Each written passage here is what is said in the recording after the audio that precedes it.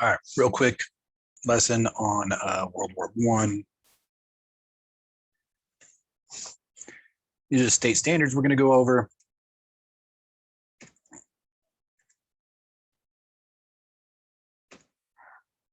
It's just a song about the battleship, the Bismarck, which actually the battle happened in World War II. Whatever.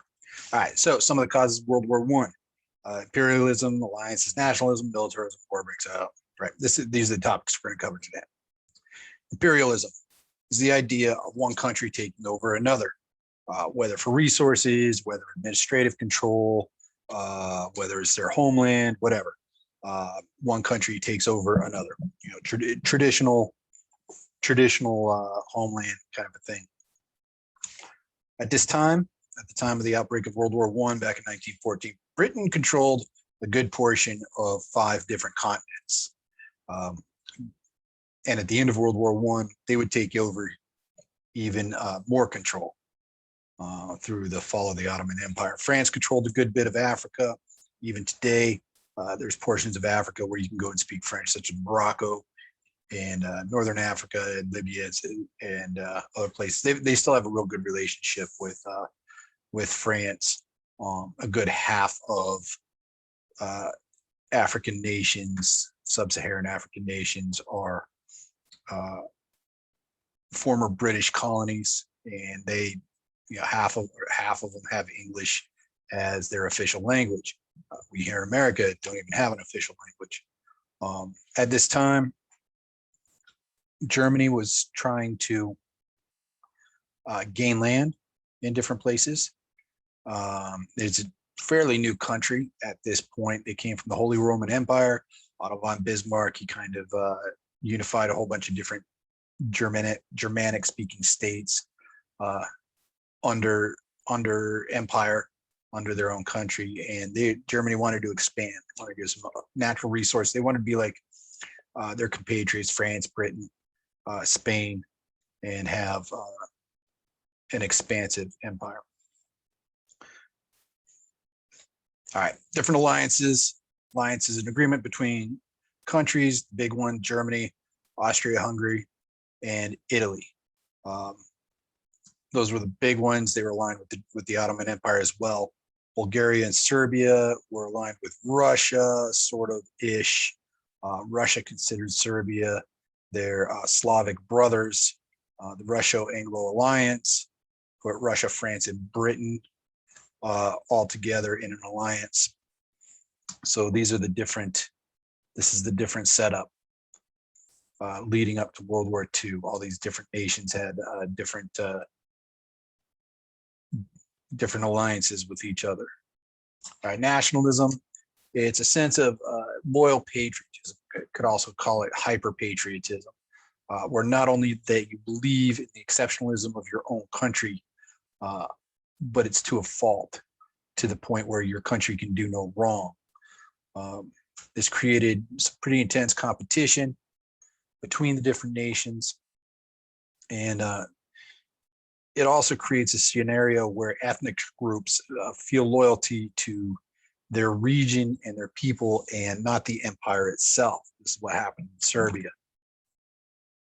Militarism, in order to protect your nation, to protect your empire, you've got to build up a military. It means maintaining a strong military. France and Germany being butted together like they are, the natural allies that they are, as one built up their army, the other one responded with building up their army. So if Germany made its army bigger, so did France. They ended up doubling the size of their armies leading up to the time of World War I.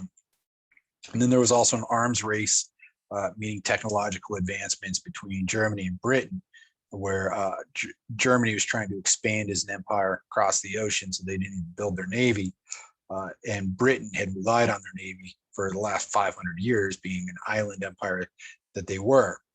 So every time Britain built a new battleship, Germany had to build a new one too. A lot of the reason, his history and learning from history, a lot of the reason America has such a big military these days is to prevent this arms race between nations. Europe, Western Europe, is under NATO protection. A good portion of Asia is under US protection with the CETO treaties over there. And being under our protection, it keeps, for instance, Japan and Korea don't like each other at all. And if we didn't protect both nations, they would be building up armies and navies and air force. They'd be building up their own military to defend against each other. But since they're both under our protection, they don't need as big a standing military. All right, so war breaking out. In June 28th, 1914, Archduke Franz Ferdinand of the Austro-Hungarian Empire, he's assassinated by a Serbian anarchist. Back in that days, they were anarcho-socialists. Today, socialism generally refers to a government. Back then, it referred to no government. So this guy, he was a Serbian anarchist, but Austria blamed the Serbian government for the attack, even though the guy who did the attack didn't believe in any government. So the alliances were called in. Russia moved in to protect Serbia. Germany moved in to help Austria out in quelling any kind of rebellion. Italy had to side with Germany. France and Britain had to side with Russia, and it just became a big mess for the next 3 years. Big giant stalemate as all the European countries mobilized against each other and then stopped moving. So what was America doing? We were mostly isolationists. You know, if this is a football game, you've got the two teams on the field, and you've got the two teams' fans are in the stands. America was acting as the concession stand. We were selling hot dogs to both sides, basically. Wilson publicly tried to stay neutral. In reality, he was shipping supplies over to our allies in Europe. At this time, Germany sinks a U-boat, the Lusitania, or a German U-boat sunk the Lusitania. It was an ocean liner, a bunch of civilians on board. There's some stories that they were moving military supplies in their hold, but it was a cruise ship, basically. Transport ship going across the ocean with civilians on board. It's time before airlines. U-boats, they were the precursor to submarines. They were boats, mostly they could submerge, but they mostly traveled across the surface of the water. All right.